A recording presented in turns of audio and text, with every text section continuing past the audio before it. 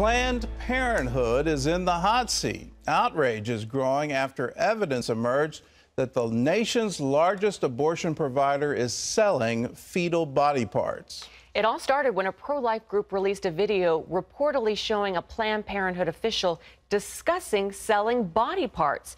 That sparked protests on Capitol Hill. Now, 3 congressional committees say they'll investigate. Dale Hurd reports.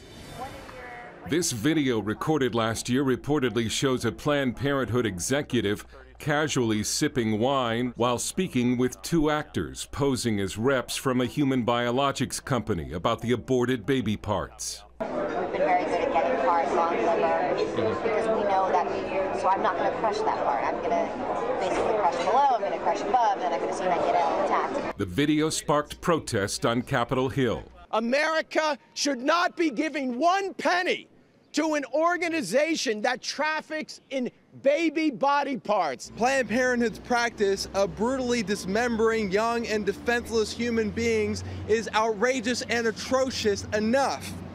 And these new revelations seal the deal. Father Frank Pavone, National Director of Priest for Life, says this is not new, and he's seen order forms for fetal hearts, lungs, livers, brains, and even eyes. This is horrific enough, this is offensive enough to the American people that it merits congressional investigation. 3 Republican-led congressional committees have already announced that they will in fact investigate whether Planned Parenthood is selling body parts from aborted babies. House Speaker John Boehner said, when an organization monetizes an unborn child, and with the cavalier attitude portrayed in this horrific video, we must all act. He also called on the White House to denounce and stop these gruesome practices. Planned Parenthood spokesman Eric Ferrero said Wednesday, these outrageous claims are flat out untrue, but that doesn't matter to politicians with a long-standing political agenda to ban abortion and defund Planned Parenthood. Planned Parenthood says it's only been donating the body parts at the wish of the mothers, and any money received is to reimburse it for transporting those body parts. Ferrero said women donating fetal tissue for research should be honored, not attacked and demeaned. Federal law prohibits the sale of body parts of aborted babies, but experts say the law is so narrow and weak that Planned Parenthood may still be technically in compliance. Dale Hurd, CBN News. Well, Congress needs to do more than just investigate here. We need legislative action. Part of that video was a rather cavalier explanation of how you avoid current federal law. And Congress needs to act to end, this is gruesome commerce, to sell this kind of, it boggles your imagination. Congress needs to act to end this. This shouldn't be allowed. Well, reaction to the nuclear deal, in other news, reaction to that deal with Iran is spreading across the Middle East. While Iranians cheer, others in the region have harsh warnings. John Jessup has more on that story from our CBN News Bureau in Washington. John?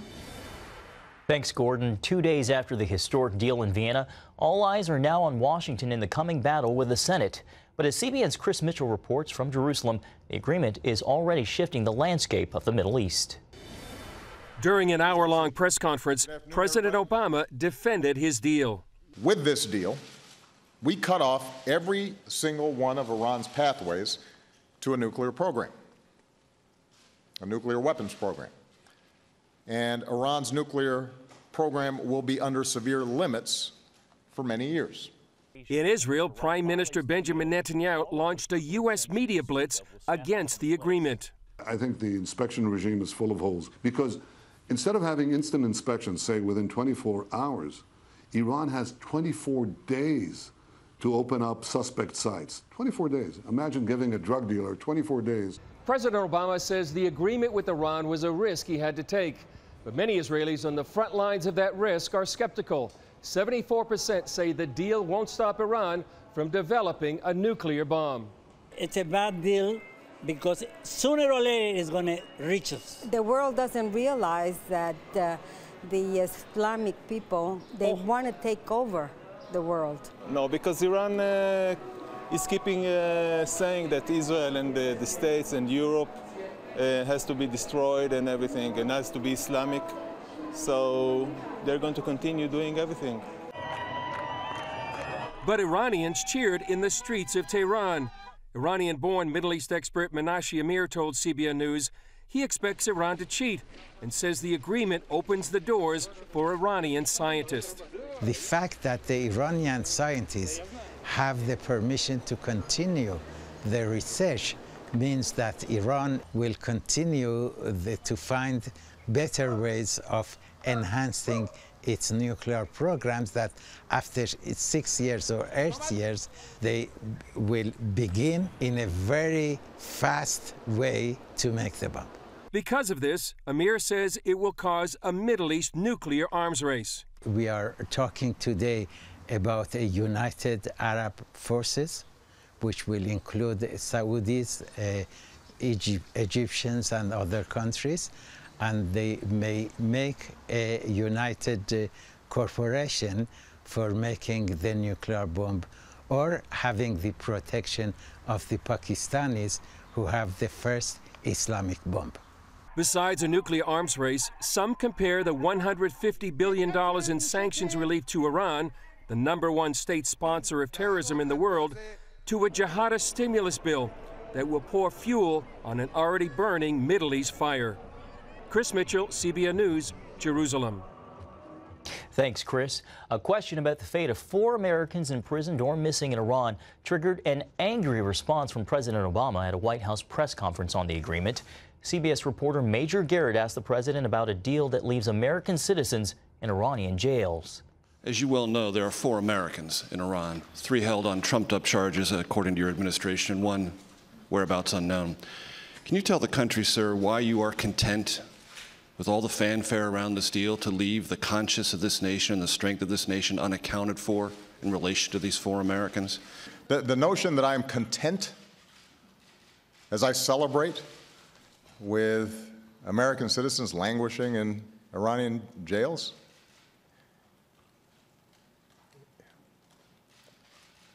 Major, that's nonsense. And you should know better. I've met with the families of some of those folks. Nobody's content. And our diplomats and our teams are working diligently to try to get them out. And the American Center for Law and Justice also criticized the administration for leaving American pastor Saeed Abedini in jail. Greek lawmakers voted yes on an economic package negotiated with the European Union earlier this week, meaning the nation will remain in the Eurozone.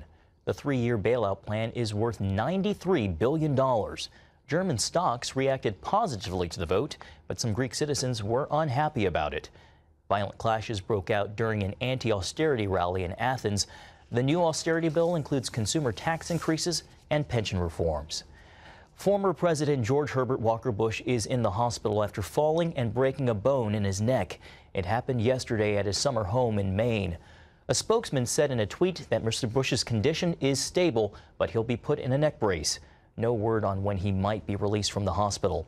At 91, Bush Sr. is the oldest living former president. He's been hospitalized several times in recent years. And Gordon, of course, we all pray and wish him well. Our prayers are with him and with the Bush family. May there be a speedy recovery. Wendy? You know, Gordon, I had the opportunity to meet him once, the senior Bush. And I said, I just want to shake your hand. He said, how about a hug? And it blessed me so much. I mean, this former president. So he has a special place in my heart. So we're all, of course, praying for his quick recovery.